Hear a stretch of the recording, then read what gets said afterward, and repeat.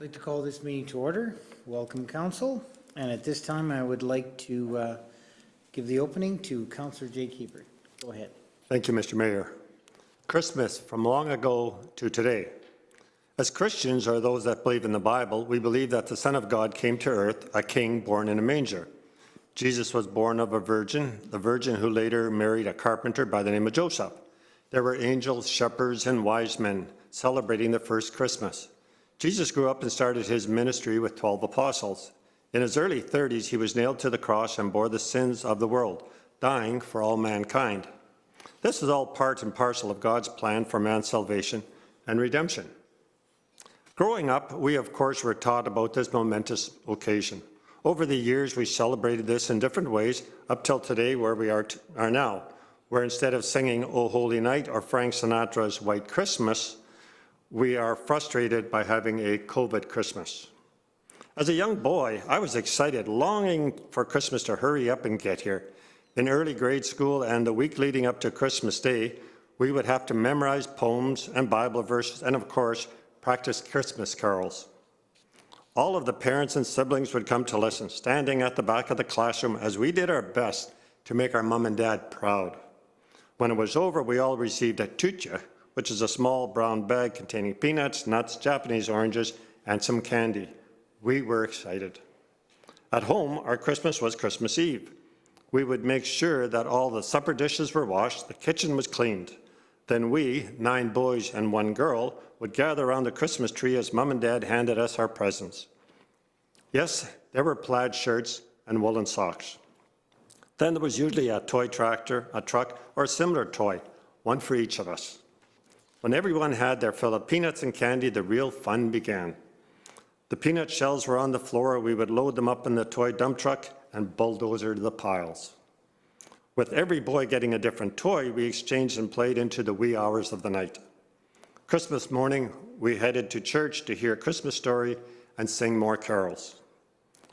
One of those years, our neighbor, Bruce Barkman, dressed up like Santa Claus. None of us recognized him, so the ringing of the bells and the bag filled with presents, there was little or no doubt that Santa was real. Then when I married and we had our own children, 3 boys and a girl, the Christmas Eve tradition changed. Usually Christmas Eve, the children got 1 present and then to bed early. At 6 a.m., they were up in their pajamas sitting around the Christmas tree. They were disproportionately more presents for 4 children than there had been for the siblings and I. I would haul out the huge video camera, set up the tripod, and now everyone was to appear excited and laughing. At 6 a.m., not always. There were no plaid shirts or socks, but rather large Lego toys, computer games, dolls, and dollhouses. Then we had breakfast, and now it was time for the children to enjoy their gifts. Till a couple of years ago, we were still allowed to gather in our homes with family and friends. We usually attended church as family to listen to the choir singing familiar carols, and then headed home. It was great to have all the children, grandchildren, extended family over. The house was filled with noise, laughter, and a good-smelling supper. Half of the sunroom was filled with gifts, including some desired clothes, toys, games, etc. There were still peanuts and candy. The older kids are easy to shop for. Instead of gifts, how about gift cards? What a wonderful time. After supper, with the dirty dishes still on the table, we all headed in front of the fireplace, exchanging and handing out as many gifts. The sounds in the room increased several decibels. Last year and this year, things have changed as restrictions are put on us how family gatherings are to play out. Last year, Damien had prepared a wonderful poem for us. Well, I'm not a poet, so I will conclude my reading by reading a poem someone else wrote. A Covet Christmas by Tom Mcdonald. 'Twas the night before Christmas, but COVID was here. So we all had to stay an extra cautious this year. Our masks were all hung by the chimney with care, in case Santa forgot his and needed a spare. With COVID, we couldn't leave cookies or cake, so we left Santa hand sanitizer to take. The children were sleeping, the brave little tots. The ones over 5 had just got their first shots. And Mum in her kerchief and me in my cap had just settled in for a long winter's nap. But we tossed and we turned all night in our beds as visions of variance danced in our heads. Gamma and Delta and now Omicron, those COVID mutations that go on and on. I thought to myself, if this doesn't get better, I'll soon be familiar with every Greek letter. Then just as I started to drift off and doze, a clatter of noise from the front lawn arose. I leaped from my bed and ran straight down the stair. I opened the door, and old gent was there. His N95 made him look pretty weird, but I knew who he was by his red suit and beard. I kept my 6 feet away, but blurted out quick, "What are you doing here, old St. Nick?" Then I said, "Where's your presents, your reindeer and sleigh? Don't you know that tomorrow will be Christmas Day?" And Santa stood there looking sad in the snow as he started to tell me a tale long ago. He said he had been stuck at the North Pole alone. All his white-collar elves had been working from home. And most of the others said, "Santa, don't hire. We can live off CERB now thanks to the virus." Those left in the toy shop had little to do. With supply chain disruptions, they could make nothing new. And as for the reindeer, they had all gone away. None of them left to pull his sleigh. He said Dasher and Dancer were in quarantine. Prancer and Vixen refused the vaccine. Comet and Cupid were in ICU. So were Donner and Blitzen. They may not pull through. And Rudolph's career can't be resurrected. With his shiny red nose, they all think he's infected. Even his old sleigh, Santa couldn't go far. Every border to cross needs a new PCR. Santa sighed as he told me how nice it would be if children would once again sit on his knee. He couldn't care less if they were naughty or nice, but they'd have to show proof that they'd been shot twice. But then the old twinkle returned to his eyes, and he said that he brought me a Christmas surprise. When I unwrapped the box and opened it wide, starlight and rainbows streamed out from inside. Some letters whirled round and flew up to the sky, and they spelled out a word that was 40 feet high. There was an H, then an O, and a P. Then it spelled hope when he added the E. "Christmas magic," said Santa as he smiled through his beard. Then suddenly all his reindeer appeared. He jumped into his sleigh and he waved me goodbye. Then he soared o'er the rooftops and into the sky. I heard him exclaim as he drove out of sight, "Get your vaccines, my friend. Merry Christmas, good night." Then I went back to bed and sweet Christmas dream of a world when we'd finished with COVID-19. Thank you, Councillor Hiebert. Council, we have the agenda in front of us. Looking for a motion to adopt. Councillor Hiebert, second by Councillor Penner. Any comments? No comments. We'll call for the question. All those in favor? Opposed? That is carried. Council, we have the minutes of December 7th, 2021, regular council meeting. Start on page 1. We've all had a chance to review. Looking for a motion to approve. Councillor Hiebert, second by Councillor Siemens. Any comments? No comments. Call for the question. All those in favor? That is carried. Is there any business arising from the minutes? Okay, seeing none, we'll move on. Council, I'm looking for a motion to excuse Councillor Damien Penner. Councillor Penner, second by Councillor Swikstra. We'll call for the question. All those in favor? That is carried. It's just a little after 7:35, so we'll go directly into the public hearing. This is 6A, Conditional Use CU-2021-04. It's referring to 48 Acres Drive.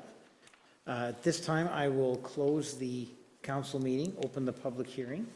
Mr. Workteam, could you please introduce this file? Thank you, Mr. Mayor and members of council. This application for conditional use file CU-2021-04 for 48 Acres Drive has been applied for by Lacey Godet on behalf of the City of Steinbach and Steinbach Fire Department, with the owner of the property being the City of Steinbach. Purpose of the conditional use application is to allow an existing building to be moved from its current location at 310 Hanover Street to the subject property at 48 Acres Drive, to allow the Steinbach Fire Department to use the building as a training structure. Notices as required under the Planning Act have been issued. There is no written correspondence on file with respect to the application. The City of Steinbach recently acquired the property at 310 Hanover and is looking for the opportunity to best use the existing structure that was on site, with the structure generally in good condition, with photos of the proposed house in Council's agenda package. Recommendation from administration is for Council to approve the conditional use. Thank you, Mr. Workentine. I will just ask if there is anyone here with questions, comments, or objections to this file.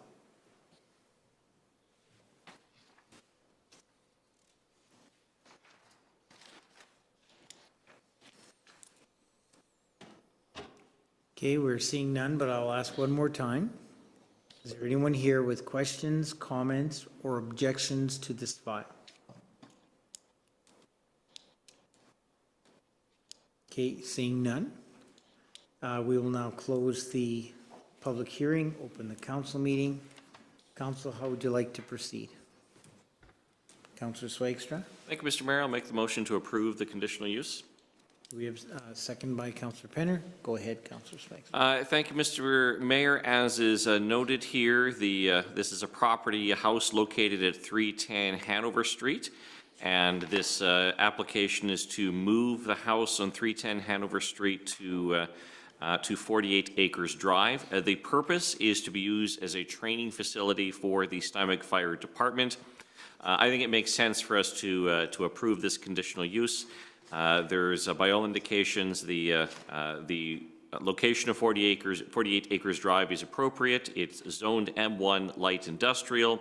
It's used as the site of the city's works and operations yard and fire department training site. So it makes sense to allow this house to be located there and you use as a training facility. We want our fire department to have the resources they need, and I think it's very helpful for them to have a place where they can be able to practice their skills and develop their skills further. And so it makes sense to allow this to go ahead.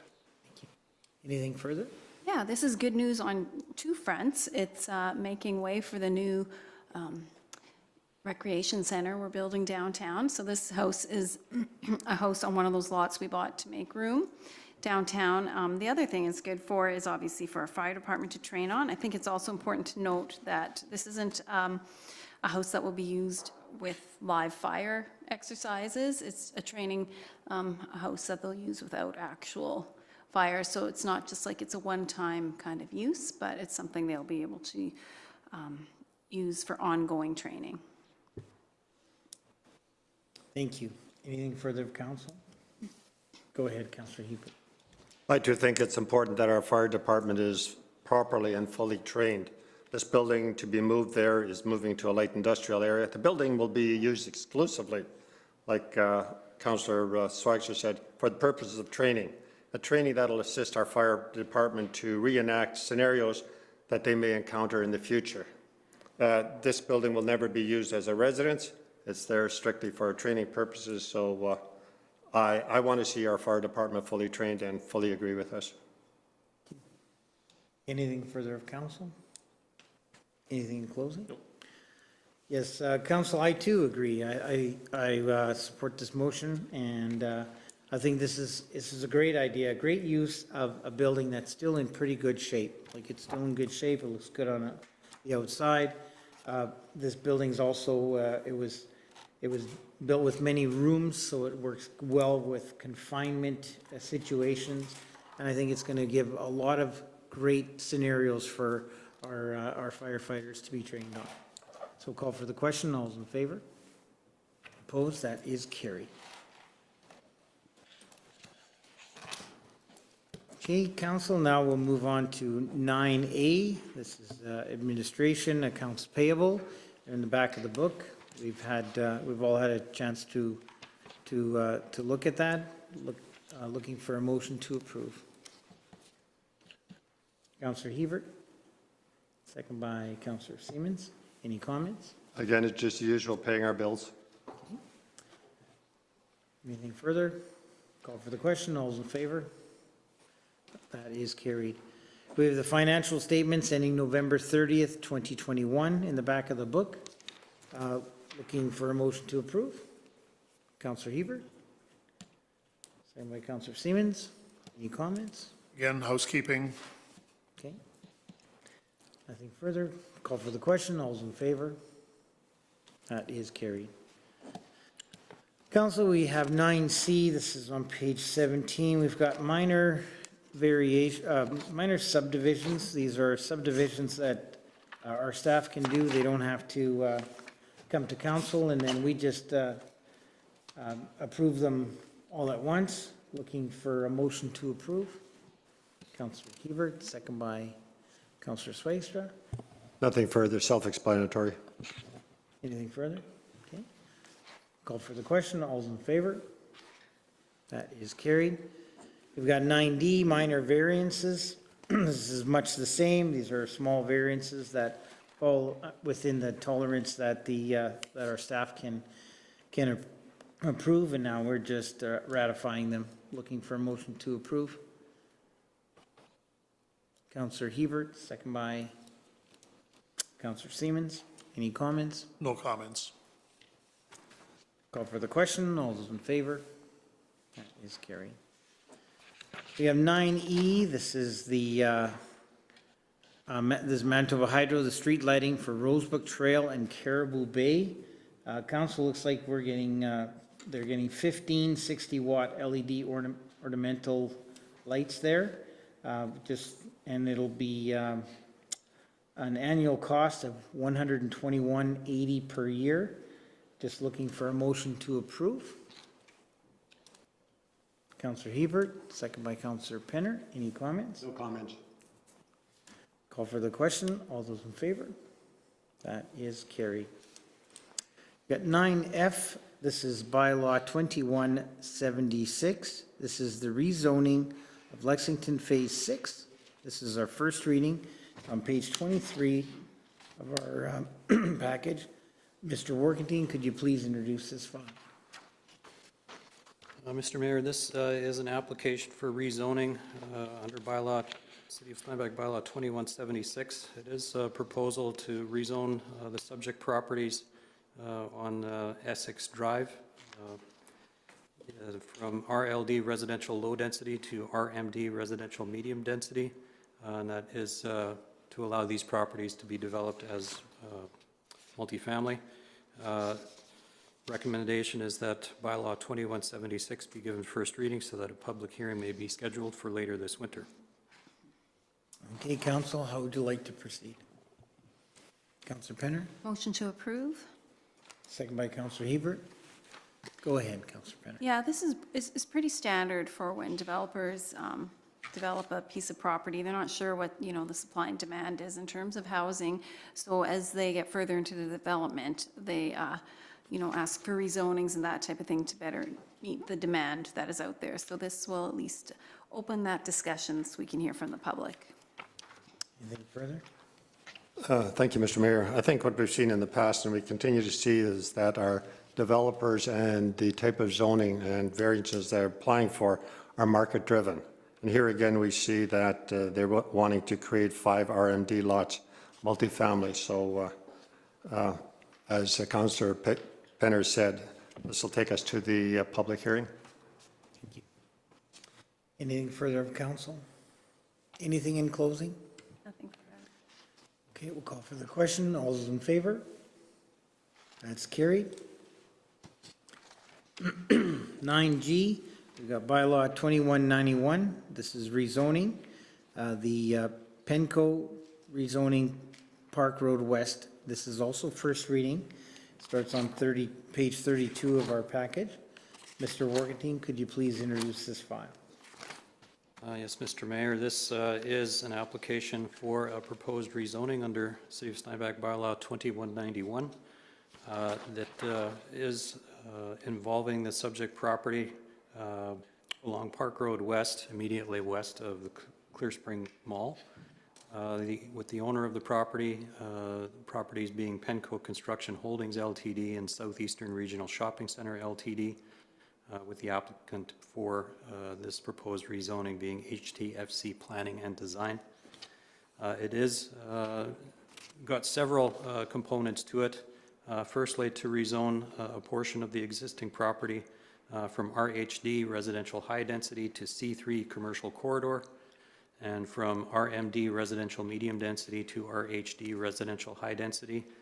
Secondly, for a second parcel within the proposed area, to rezone that property from RHD residential high density and to RHD residential high density and C3 commercial corridor from DR1 Development Reserve 1.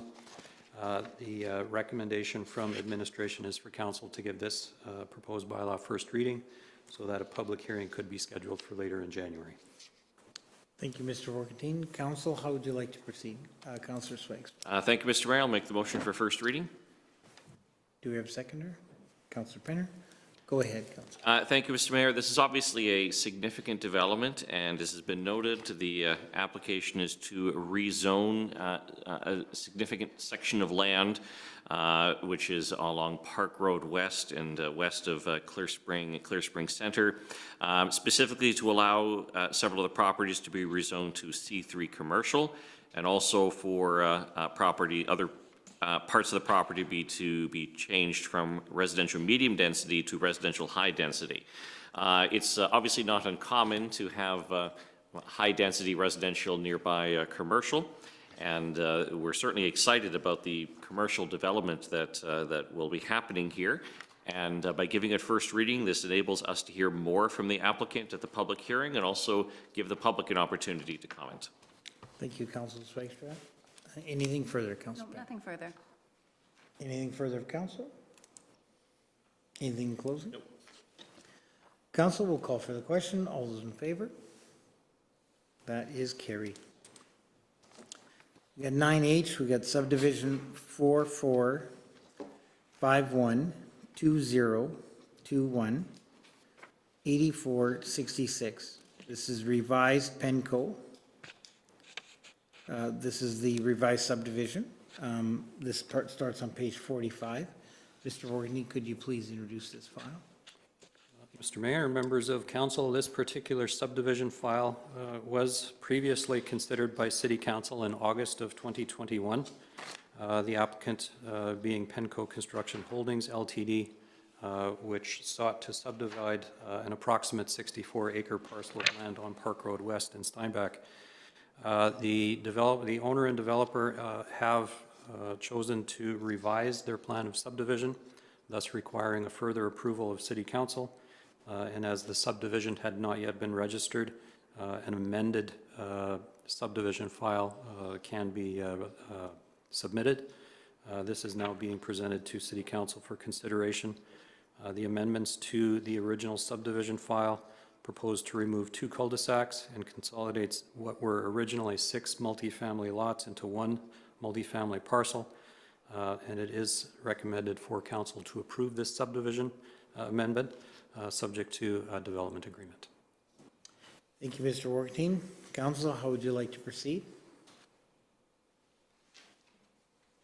Councillor Penner? Motion to approve.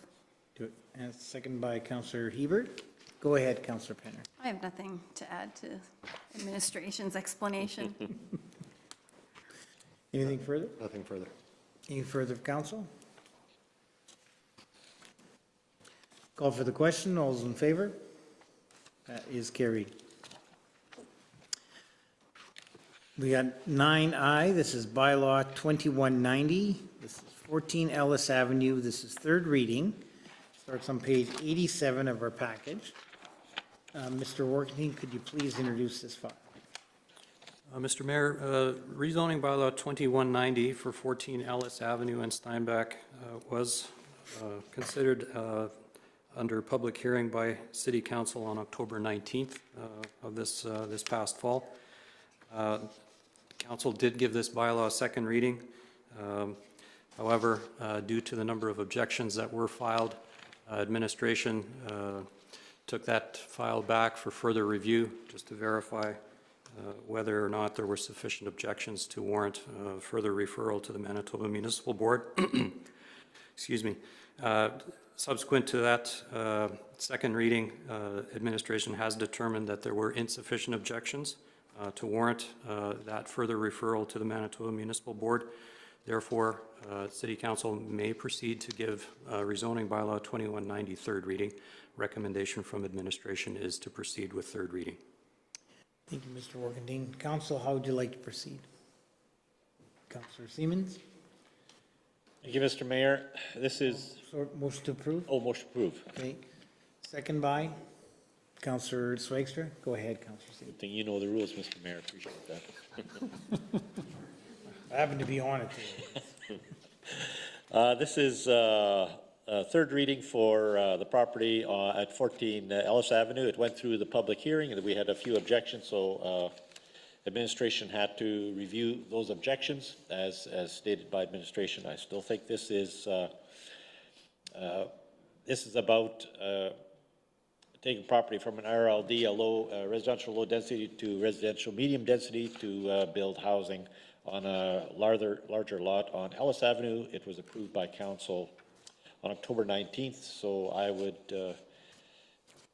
I see no reason why we wouldn't approve it again. Anything further?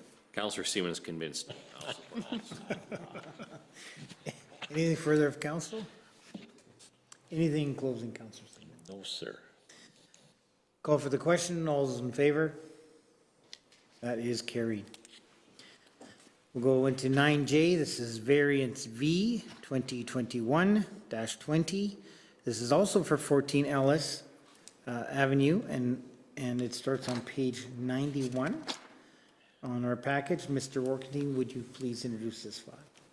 Yes, Mr. Mayor, members of council, this file, Variance V-2021-20, is related to the previous rezoning bylaw. In that the subject property is slightly more narrow than what is required to be used as RMD, residential medium density zone property. As the public hearing has already been completed, recommendation is that City Council approve this variance application. Thank you, Mr. Workentine. Council, how would you like to proceed? Councillor Siemens? Motion to approve. Second by Councillor Hiebert. Go ahead.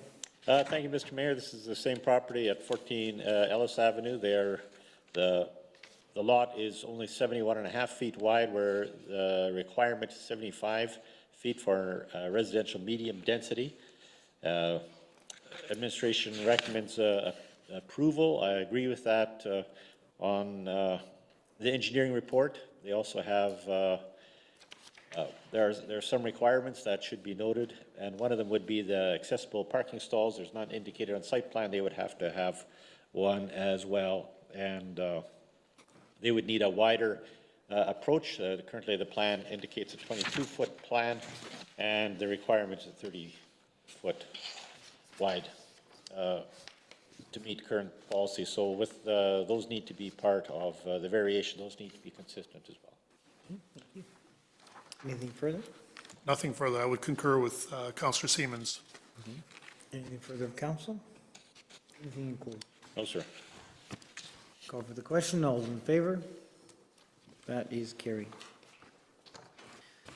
Council, we have 9K. This is bylaw 2194.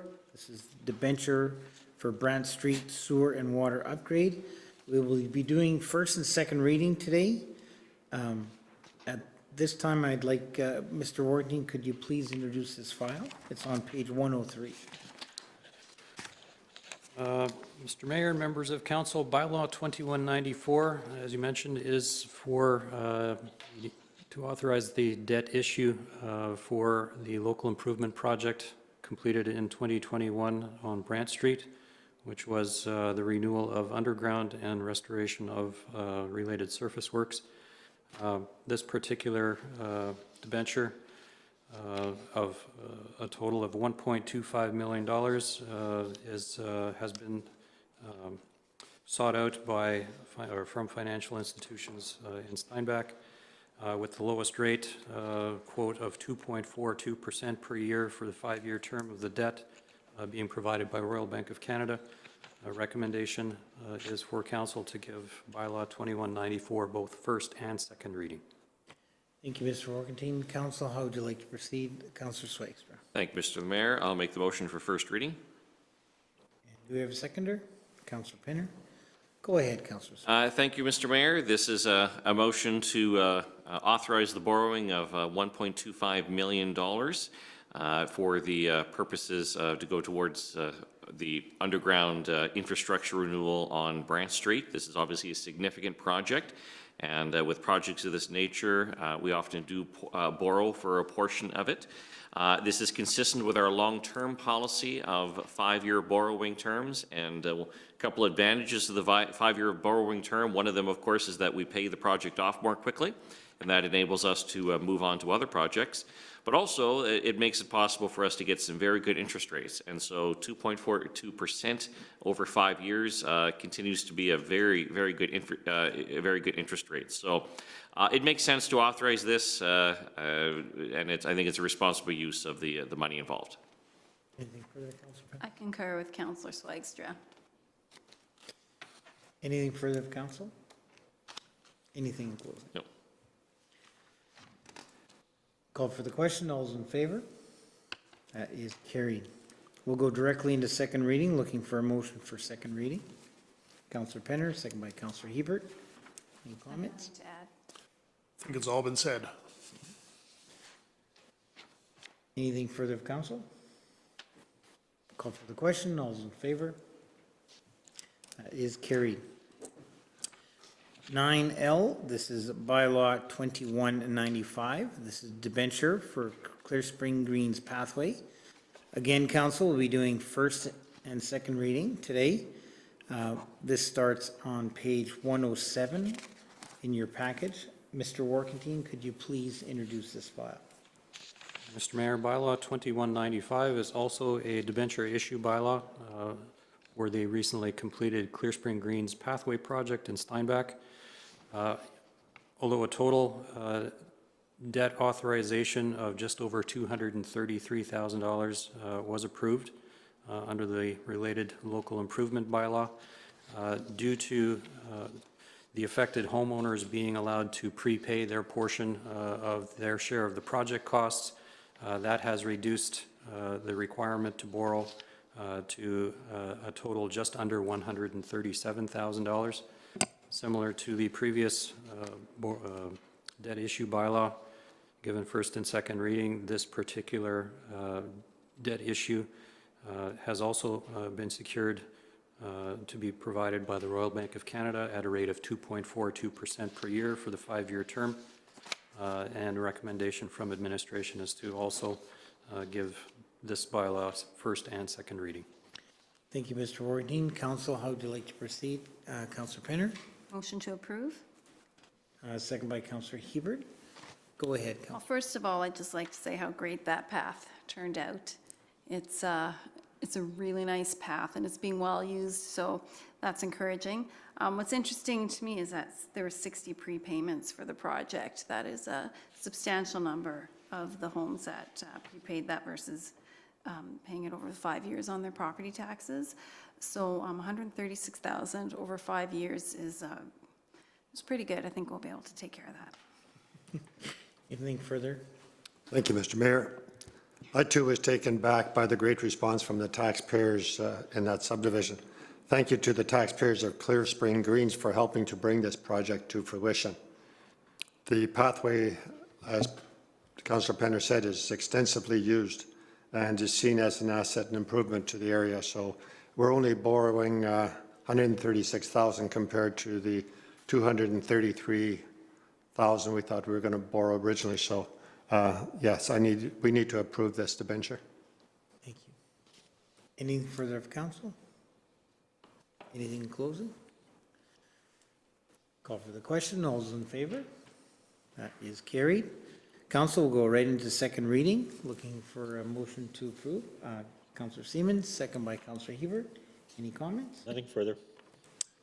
I'll just add that I've talked to a number of these residents, and they are very pleased with this pathway, so let's go for it. Well, everybody likes the sidewalk, so call for the question. All those in favor? That is carried. Thank you. Next is council question period. Is there any questions of council? There's no correspondence petitions. There's no other business. Looking for motion to adjourn. Councillor Hiebert, second by Councillor Swaystra. Call for the question. All those in favor? That is carried. Next regular council meeting will be Tuesday, January 4th, and 2022, 7:30 p.m.